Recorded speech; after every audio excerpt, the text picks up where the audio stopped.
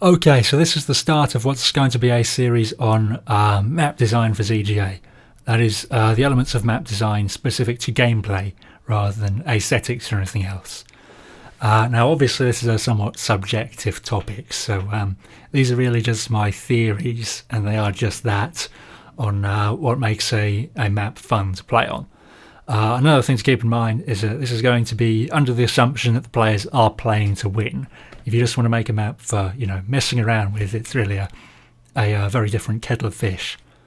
Or, it doesn't necessarily have to be super serious, intense competitive play, but just, as long as the players are pursuing the objective. Anyway, so these videos are going to be mainly for the benefit of people actually making maps for ZGA, if they want to make use of them. But I suppose they could also conceivably be of interest to just ordinary players as kind of a making of documentary for some of the design aspects. So anyway, getting on with it then, this video is just going to be kind of a broad high-level overview of some of my goals for map making. So, you've essentially got to decide what kind of behaviours you want to encourage and reward from players.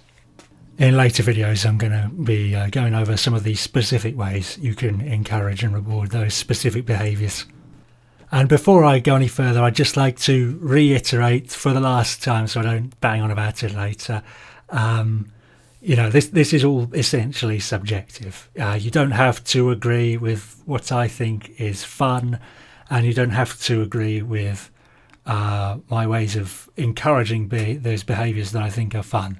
I'd love to hear from you if you don't agree, and what parts of the game you think are fun instead. But you can always watch and see if you do agree.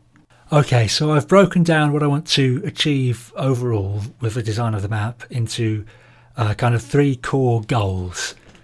So these probably aren't completely comprehensive, but I think most of the other little things that I want to achieve through map design can be encompassed by these higher level goals. Oh, and these are my goals that work across all game modes. There are probably a few more specific ones for specific game modes that I might go into in later videos. Okay, so here are those 3 goals. Number 1, I want to promote constant or near constant movement about the map. This is because essentially what makes ZGA unique are its movement mechanics, right? The shooting gameplay is kind of the catalyst that provides context to the movement mechanics, but it's ultimately about movement, right? So we want players to be moving all the time, even during fights. And I don't just mean, they fly about the map and as soon as they see each other, that just evolves into a strafing, stutter-stepping aim battle. I mean, even during a fight, I want players to be constantly repositioning on each other, trying to gain an advantage. Okay, so that's generally going to be, movement within a specific room that a fight's happening. But I do also want to encourage, in between fights, movements about the map as a whole, because that's fun too. And that's when you get to go really fast and, test your efficiency of use with the movement mechanics. Number 2, I want to promote active decision making wherever possible. Now, you might not be immediately sure what I mean by this, but basically when you're playing a game, sometimes it's going to be possible to just, do the first thing that occurs to you without giving it any real thought. Like, just aiming at a guy if you see him on screen and dodging automatically. But to me, games are most fun when I've got interesting, non-trivial decisions to be making. Just as a brief example, which kind of ties in with the first goal about promoting movement, is if you've got, say, multiple paths leading from a room, then the player has a decision to make about which one to take. Whereas if you've only got one path leading from a room, that's not really a decision. They can either stay where they are or they can take the path out the room. And if you are encouraging movement, it's not really going to be a decision at all. Anyway, I'll definitely be going into more examples in my future videos of ways that you can provide interesting decisions for the players to make. And number 3 is I want to promote through map design what I call game dynamics. Okay, so this is easily the broadest of the 3, and in some ways it kind of ties in with the promoting movement. But basically, you know what dynamic means, right? It just means something that changes. So when I'm designing maps, I want there to be changes to the overall state of the game.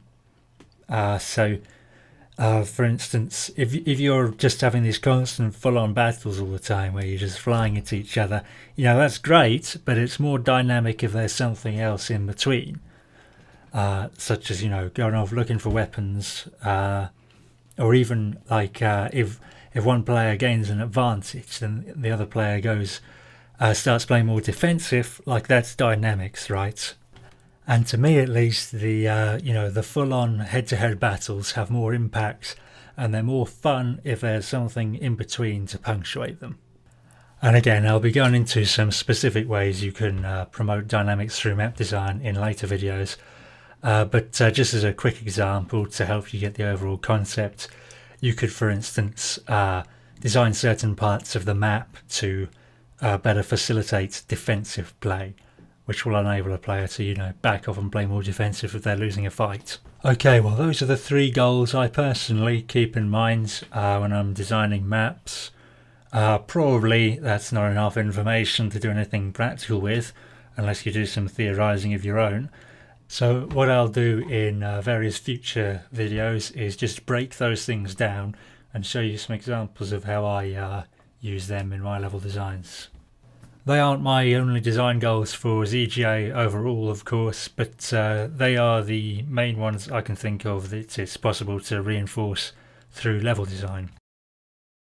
Okay, that's just about the scope of this video. I think for the next few videos I'm actually going to be doing some on general effective tactics for ZGA.